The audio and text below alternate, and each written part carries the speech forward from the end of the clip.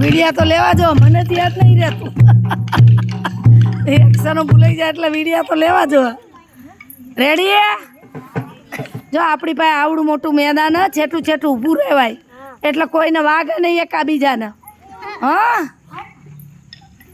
અને આપણે એક જ ઘરના બધા ફેમિલીના સભ્યો છીએ એટલે કોઈએ લડવા કરવાનું આવતું જ નથી.